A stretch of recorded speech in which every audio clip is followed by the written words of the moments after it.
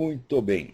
Então, aconteceu que o negócio da certidão de nascimento do Obama, que tentou abafar com a morte do Osama Bin Laden, piorou. O negócio piorou muito, muito, muito, muito. Atualmente, assim, 50% dos republicanos e pelo menos mais de 50% dos republicanos e aproximadamente os 10% dos democratas, quer dizer, mais de metade do eleitorado, não acredita de maneira alguma na autenticidade desta porcaria que a Casa Branca publicou. A coisa mais espetacular é o seguinte, é uma coisa que foi descoberta pela turma do World Net Daily. Vocês lembram uma certidão falsa do Quênia, dizendo que ele nasceu no Quênia, que apareceu mais de um ano atrás, mais ou menos nessa mesma época do ano. Alguém disse, o sujeito disse pelo eBay, que tinha uma certidão do Quênia, etc, etc. E no fim, apareceu a certidão. E logo se verificou que a certidão era falsa, porque a assinatura da declarante, que era a avó, né, do referido, não conferia. Mas acontece que esta certidão falsa tinha uma série de anotações a lápis, com os números, um X marcado, e tudo isso reaparece igualzinho na certidão que a Casa Branca divulgou. Como é possível? Quer dizer que o sujeito que fez a falsa certidão do Quênia foi o mesmo que fez a certidão do Obama, que foi publicada pela Casa Branca. Mas a coisa é idêntica, não tem diferença nenhuma. Né? Agora, daí, o Ornet dele botou lá um investigador particular para investigar o caso, e o sujeito descobriu que o próprio Departamento de Saúde do Havaí fabricou 3 certidões de nascimento do Obama. Uma dizendo que nasceu no Quênia, outra dizendo que nasceu no hospital Kapiolani e outra dizendo que nasceu num terceiro hospital. Então está aí explicado. Então, tudo isso é absolutamente falso. Então, este caso assim, é a maior fraude que já se viu na história americana. Você lembra? Quando começou a controvérsia, o negócio do nascimento do Obama, ninguém sabia onde o Obama tinha nascido, eles mostraram aquela versão resumida da certidão de nascimento. E daí o pessoal não se contentou, falou, não, nós queremos a versão integral, essa aí não serve. E a versão resumida, naquela época, já foi exibida pela Casa Branca como uma coisa para tapar a boca. Diz, olha, está aqui a certidão de nascimento, cala a boca, burro, fica quieto. Não. Acontece o seguinte, agora se revelou que aquela certidão também era falsificada. E quem está dizendo isso? O próprio cara que falsificou.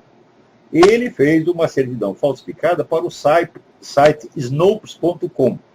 E a Casa Branca copiou aquela coisa do site do Snopes e publicou oficialmente dizendo que era a certidão de nascimento do Obama, porra!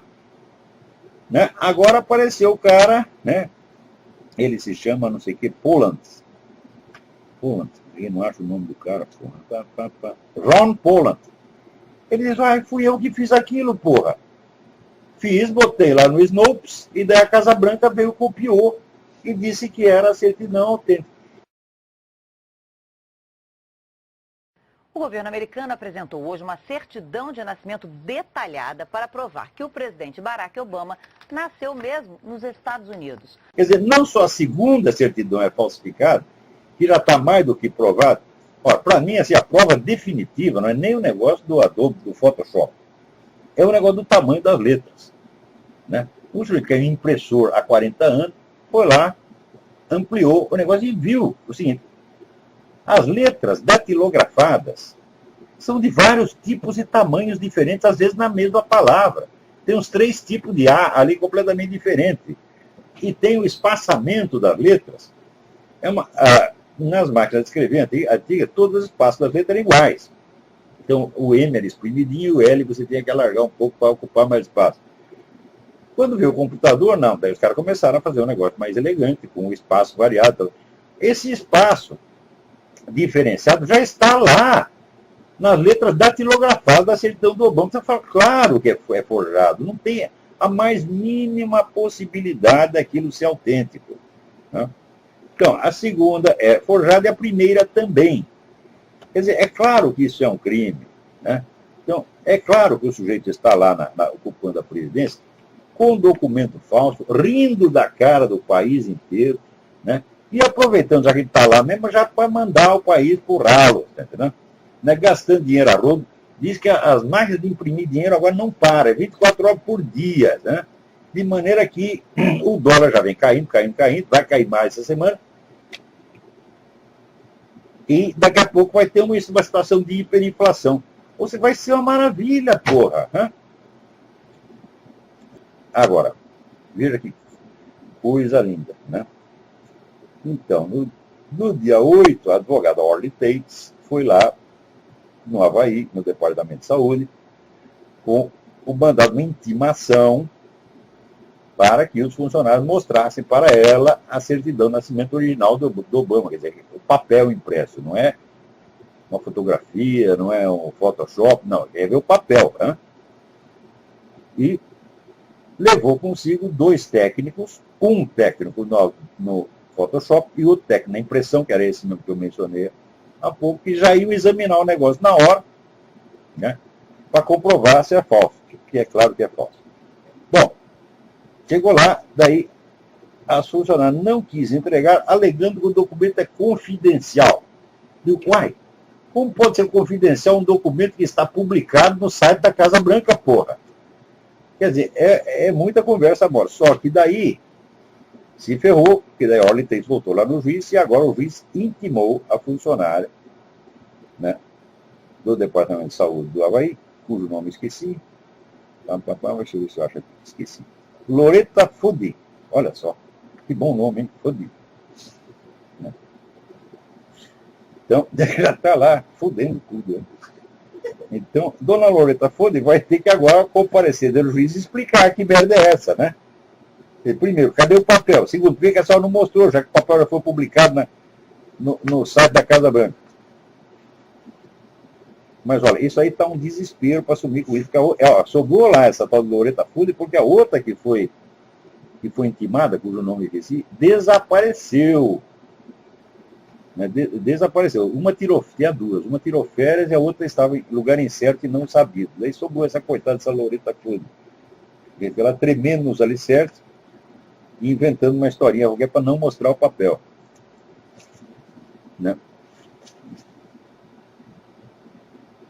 Também, olha aqui, tem outro processo ainda contra o Barack Obama, porque na eleição que o tornou presidente, ele recebeu 70 milhões de dólares em contribuições ilegais, sobretudo de governos do Oriente Médio ligados à Al-Qaeda.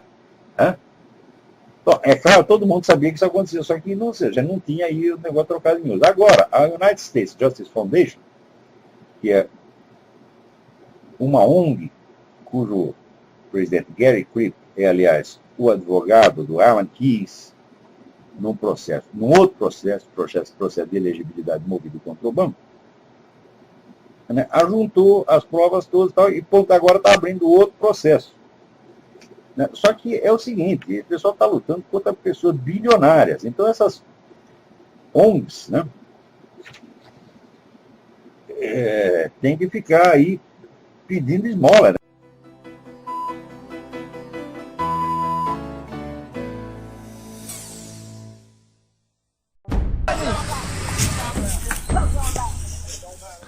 I saw Republican governor and presidential candidate John Kasich on TV this morning. He was talking about something called criminal justice reform, which means there are too many black people in prison for no reason whatsoever. I shouldn't say no reason. The only reason they're in prison is because of white racism and an article of faith among Kasich, Marco Rubio, Rand Paul, President Obama, Attorney General, and lots of other people in the Black Lives Matter movement all the way down to the local level.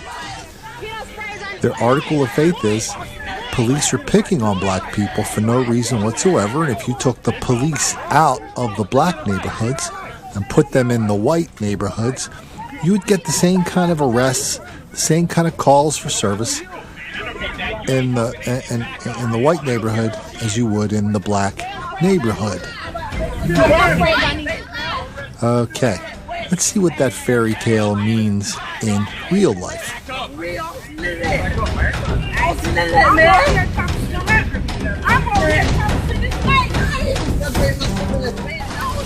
There is a long history in this country of African Americans and Latinos being stopped by law enforcement disproportionately. And that's just a fact. As you know, Lynn, when I was in the state legislature in Illinois, we worked on a racial profiling bill because there was indisputable evidence that blacks and Hispanics were being stopped disproportionately. The fact of the matter is that this still haunts us. And even when there are honest misunderstandings, the fact that blacks and Hispanics are picked up more frequently and oftentimes for no cause casts suspicion even when there is good cause.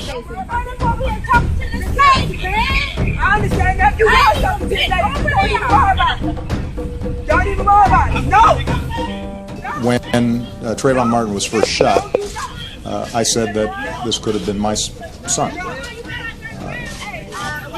Another way of saying that is Trayvon Martin could have been me 35 years ago. And when you think about why, in the African American community at least,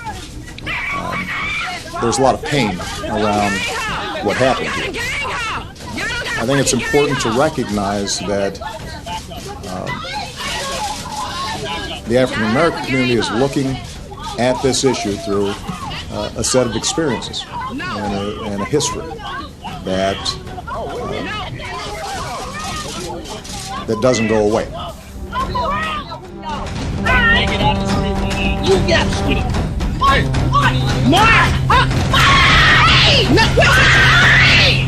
you doing all that for? Why is you doing all that? He ain't even doing nothing. He not even.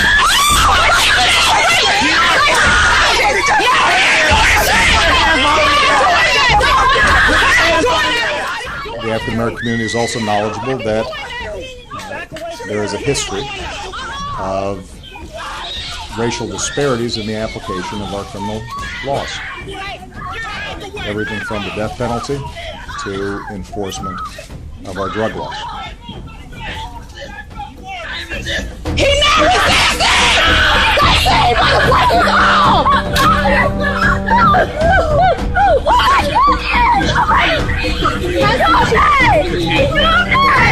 Stacy, Stacy! Go, Stacy! Stacy! What she under arrest for? What is she under arrest for? Back up! What is she under arrest for? Person that come up here, Stacy! What is she under arrest for?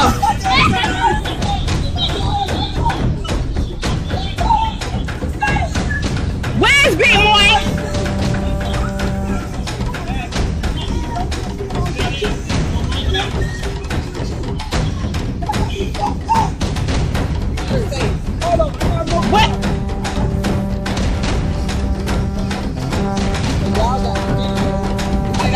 What? Where my keys?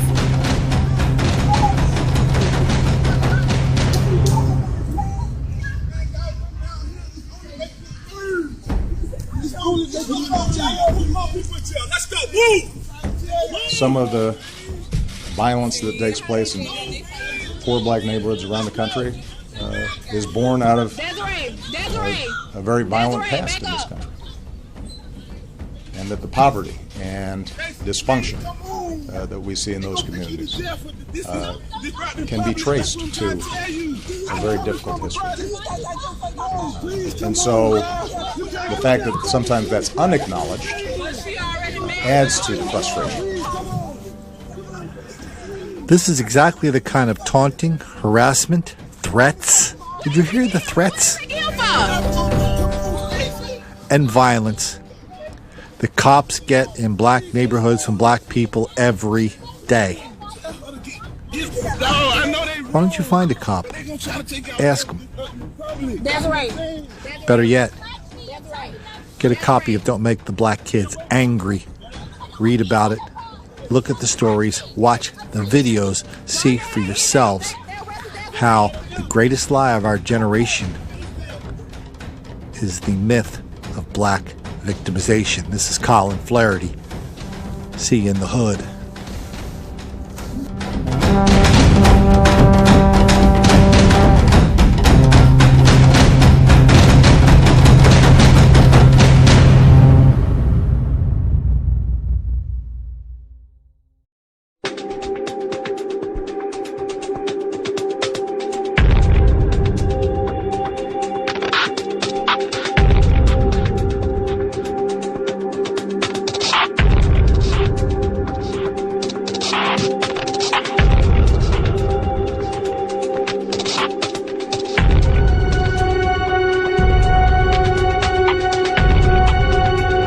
It's going to be a very interesting hour, validating many things we've been talking about secondhand and anecdotally for years and years, about the imposter-in-chief, the man occupying the Oval Office. Who is he? Who was he?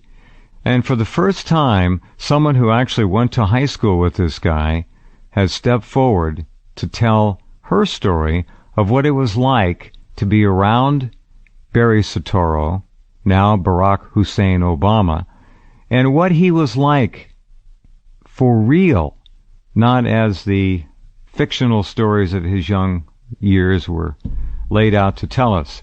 Her name is Mia Pope. She is a remarkably courageous woman. She is a Christian, and she was on Pastor James David Manning's program, a week or so ago, and I was able to get that video, and I posted it for all of you to look at. And Pastor Manning was kind enough to set this up tonight so she could come on this program and speak directly to all of you. And I'm very grateful for that, Mia. Thank you for being here. Oh, thanks, Jeff, for having me on. I'm happy to give the story. I think we as Americans, we need to get some clarity about some things, and I'm thrilled to be able to clear up what I am able to clear up. One thing, just to stipulate that I did not attend Punahou with Barry Soetoro. I was a girl in the neighborhood in 77, 78, part of 79, and I only ran across him during the summertime. Sure. When he would be out of school and I would be out of school. Yeah. So, just to be specific about that, because I'm hoping that other people from Punahou and in the neighborhood will pop up and substantiate some of this. So I don't want them to feel like, well, wait a minute, she didn't go to Punahou. But what I meant to say, and I should have been more specific, was that you went to school at the same time in the same neighborhood and knew him that way, and that's fine. And maybe somebody from Punahou will step forward. First of all, let's talk just for fun about Punahou. He entered Punahou under very unusual circumstances, according to tradition. Did he not? Yeah, that's right. The school is over 100 years old. It's an old missionary school, and it's one of very few in the country. I'd say a handful of preparatory type academies in the country. That's not only extremely expensive, but the admissions process is quite selective, and you might see some of these types of schools on the East Coast, and those familiar with that would maybe understand the incredible hoops that you have to jump through to get into these schools. Yeah. But one of the characteristics of Punahou, of which I'm aware of, is that they really will only take you from kindergarten. And there's a whole rationale behind that. In Barry Soetoro's case, from what, if we can believe anything, but he was supposedly, 10 years old, so that would put him at about the 5th grade, or maybe 11 years old in the 6th grade. They wouldn't want a student coming in at that age simply because a child that age would bring other influences, their experiences and that sort of thing. And, if you have a rogue kid in there, it can kind of infect the other kids. So there's they have this kind of a philosophy where they really kind of prefer to groom you from kindergarten on.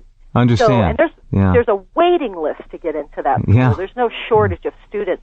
So if you figure that each one of those classes is full, so for Barry to have just waltzed into Punahou like that, and I'm just giving my testimony, and those who know Punahou, and I certainly know a lot of people there. I've even had a couple of boyfriends that have come from Punahou. Mm-hmm. And it's really an unheard of thing. And so, if I'm just saying, I'll bet $1 that it has never happened before and it has never happened since. Now, that's my testimony. Well, I would think you're quite right. I do know people who have gone there myself over the years, and they've described a similar profile. It's very expensive too, and these are 1970s dollars. What was it? What did it cost a month to go there? Yeah, it was. Last time I heard a figure on Punahou was in the middle 90s, and it was of about $900 for kindergarten at that time, a month. That's right. Yeah, and if I remember, a month, folks, a month. Just so you get so this is in like 94 that I recall, because I had my nieces coming to live with me in Hawaii, and so I thought I might try to see if I could do some, because they were that age, 4 and 5 years old. Right. So I was pricing things. So that was the latest figure that I have. But remembering back in the day, I think it was something like, as much as $600 or $700 a month for even $70. That's a lot of money. You can multiply that by 3, I'm sure, by now. So not cheap. Okay, so the idea of Hawaii summer vacation, people hanging out. It's not a huge area. Everybody kind of knew everybody that was socially active, I guess, and that's how you got to know Barry. Right. You knew the fast lane types. You knew the socially mobile types. How would you describe his overall position in the young people's community? These are 15, 16, 17-year-old kids. Yeah. He floated around amongst us. There was over 10 of us and less than 20 of us, interacting from, throughout. I didn't see Barry every single day, but I certainly still saw a lot of them. So he was in your little peer group. You had a little peer group, and he was in that group. Okay. Yeah, he was more, I'd say, on the periphery. Barry had a type of personality where he might have some acquaintance for a while, but he seemed to just either make that person mad at him, burn him off, or he just like today you see that usury type of personality. He was either, bumming money, bumming cigarettes. Oh, he's a taker. Something off of you. He's a taker. Yeah. And so what would happen is he would wear out that emotional friendliness. The reservoir of affection would easily dry up with him. So he would kind of float around a bit. And so I would say that Barry really wasn't a beloved member of our peer group. And another thing is even us kids, and we were naive kids basically, right? Like, knuckleheads like all, most teenagers. But even we could tell about his pathological lying, and he would just, he'd just tire you out. Okay, so he'd come on with his charm, his flashy smile. I guess most of you were smoking a little bit of weed back then. Oh, yeah. I've never done cocaine in my life, but I've definitely smoked and inhaled Pakalolo in the 70s, for sure. And I even held it in for a second or two before exhaling. My goodness. But, right. Yeah, I know. You definitely don't want to waste that stuff. Somehow I wound up staying out of the hardcore drug scene myself, and I don't know, miracle why that was the case. Okay. But it was all around me, and there were certainly people around me that did harder drugs. Now, let's talk about Barry's sexual orientation then. Yeah. I understand that you and your peer group knew full well that even then he was at least bisexual, if not fully homosexual. How did you assay that, and what did your friends think of that in your group? We're looking at 77, 78, 79. This is before AIDS. Gay was a raging concept. It was not really, it was like somewhat avant-garde, perhaps, to be gay. There was... was it kind of cool? It was kind of cool. Huh. It was kind of cool. If you think, I refer to the Studio 54 mentality type crowd, but yeah, it was cool. remember, AIDS is the thing that put the wet blanket on the gay community. Sure did. And that hadn't happened yet. No, it started in 76, 77 in the hepatitis B vaccine program, and that was... Yeah. Okay. And we really didn't see the AIDS on the scene till 80 or 81. That's right. As far as, the diagnosable type, mystery flu and so forth. But, and then remember that the crack wasn't invented yet, or at least it wasn't in the islands. So no, people were snorting cocaine, but they weren't cooking it and smoking it as crack. That just didn't happen. Didn't happen at that time, right. But there was a thing going on, it was called freebasing. And what they would do is cocaine was in the powder form, and so I guess obviously it's cut with something. Mm-hmm. And so it was a more intense high when they would take some baking soda and a little water and heat it up, and then the baking soda would adhere to whatever the thing was cut with, like lactose or whatever the heck they're cutting the thing with.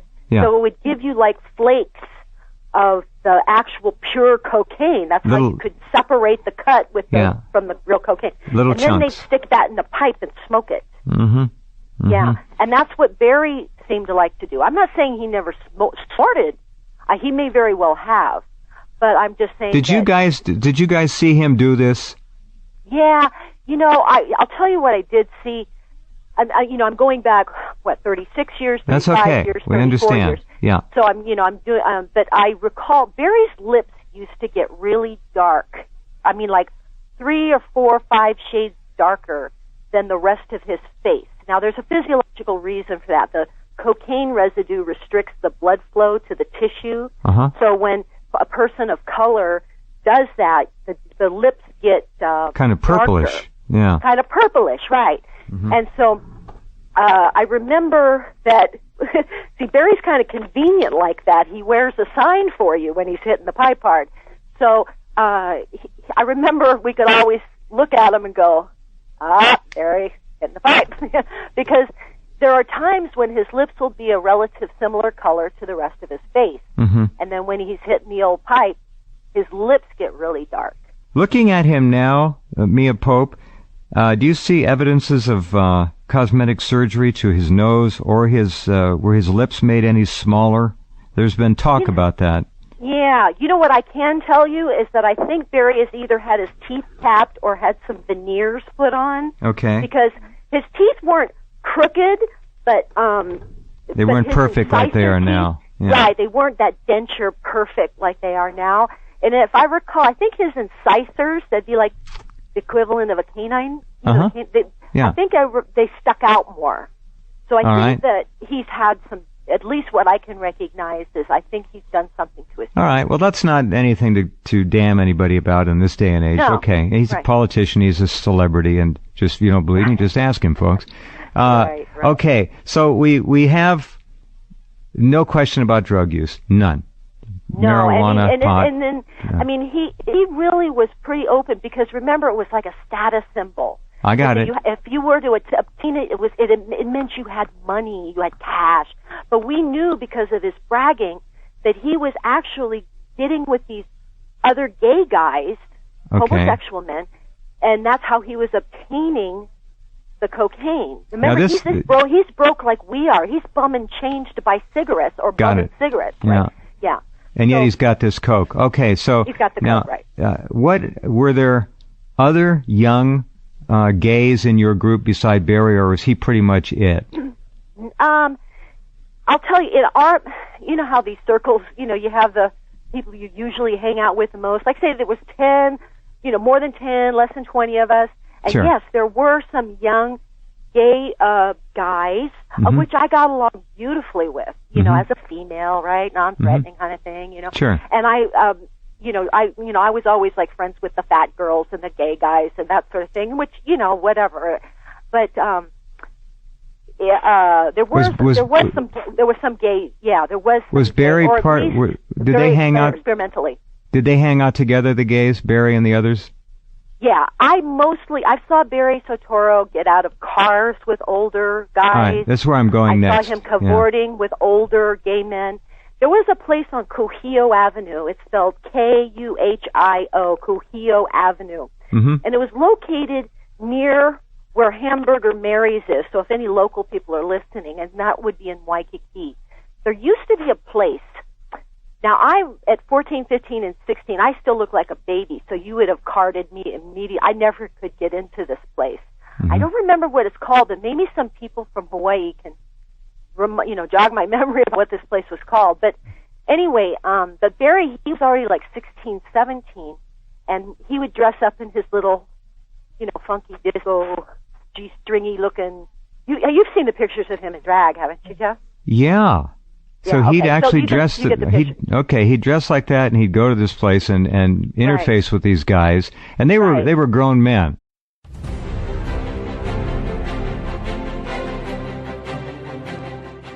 Erev Tov Chaverim, I'm Stephen Ben-Nun. You're watching Israeli News Live. We finally got back here into the studio here to where we can get our news broadcast going again, running live as well, and catching up on the different things that are going on in and around the world, especially the Middle East and Eastern Europe, where things are definitely hot and heavy constantly. But right now, it is Syria that is the heavy battle zone. I caught it on C24 Czech News today. I know it's also been on CNN News already, only 3 hours ago, that Barack Obama, who swore he was never sending troops on the ground in Syria, is sending in supposedly 50 special op forces into northern Syria. Now, this is not in conjunction with the Russian forces there. This is becoming a hotbed.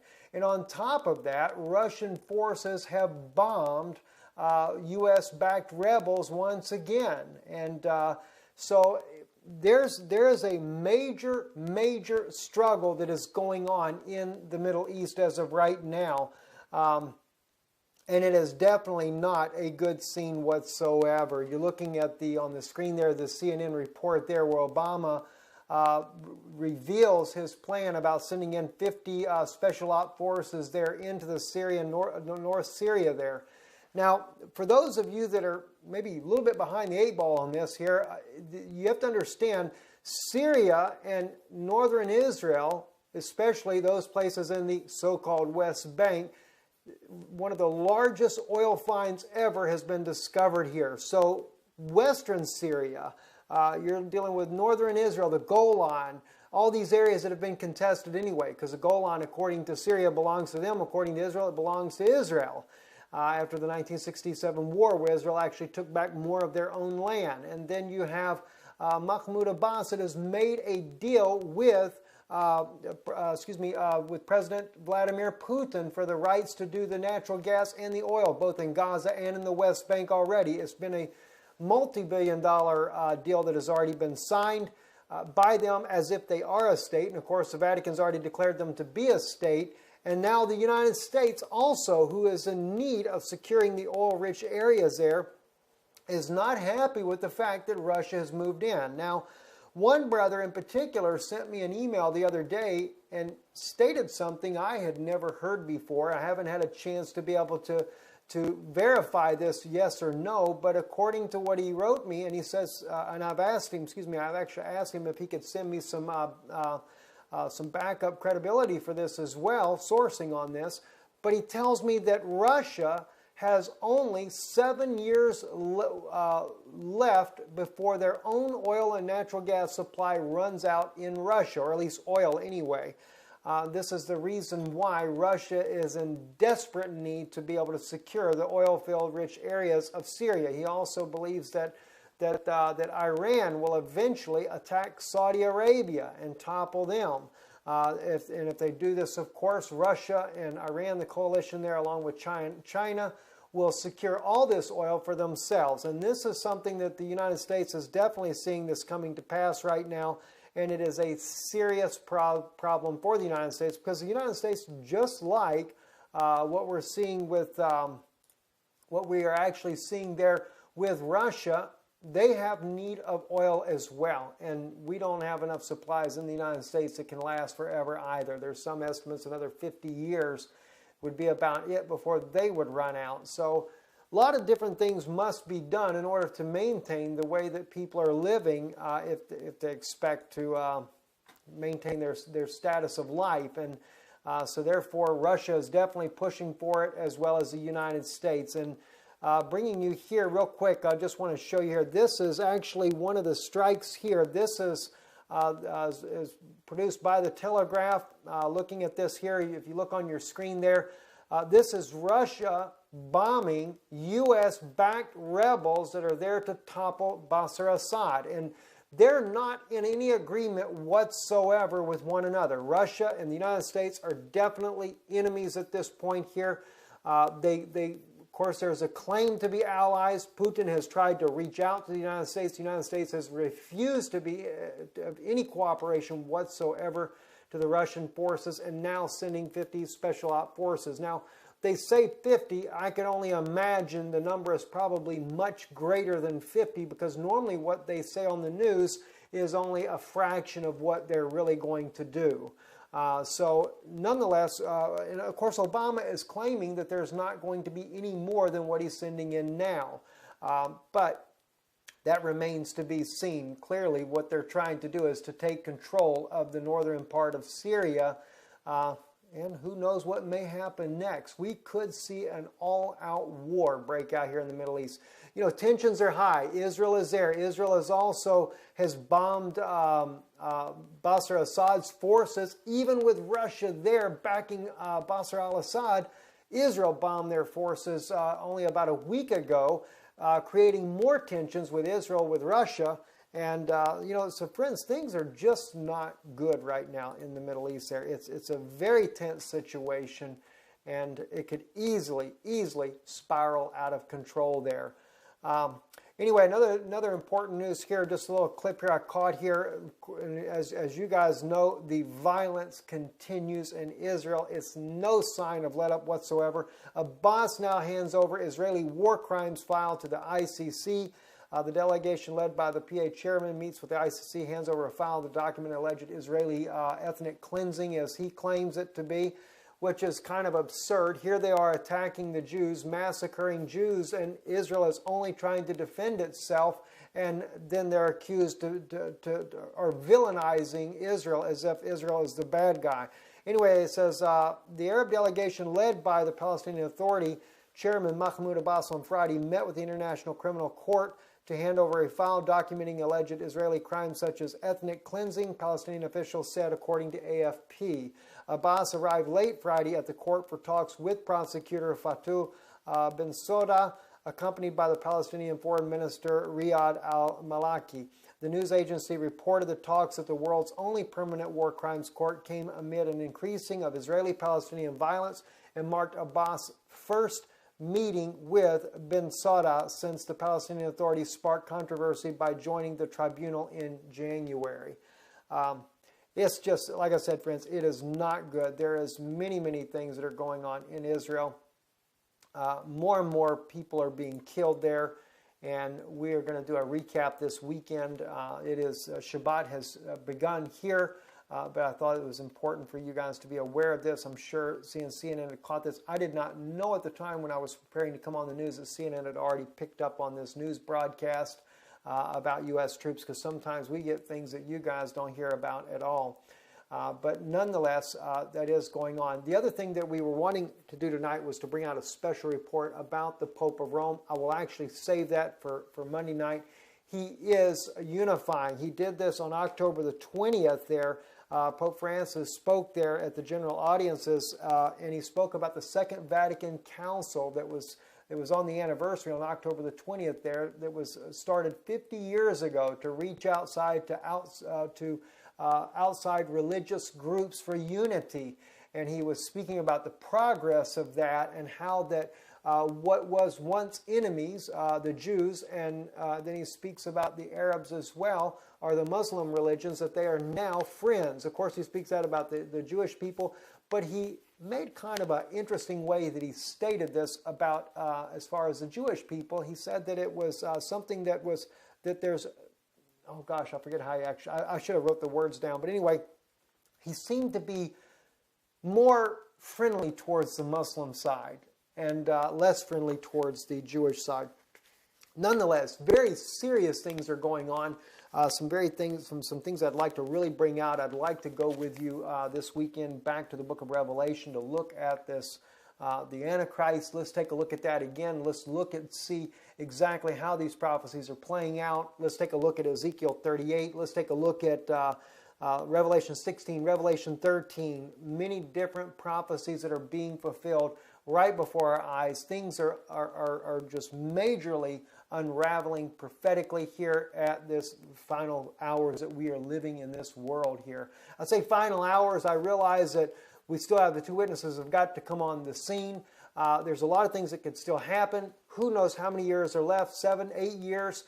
Could be a little less. I'm not sure, but the point is we are at the door, and you are ready to sit, no doubt, on the edge of your seat to watch all this unfold.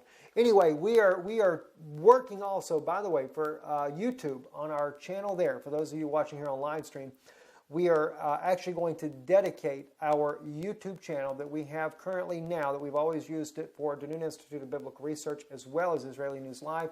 We are ready to dedicate that solely to Israeli News Live, but from the prophetic aspect there. So you'll still be getting the Bible teaching, but it seems, especially in the hour we're living in now, the prophetic side of what's going on is what's very important for people to be aware of now.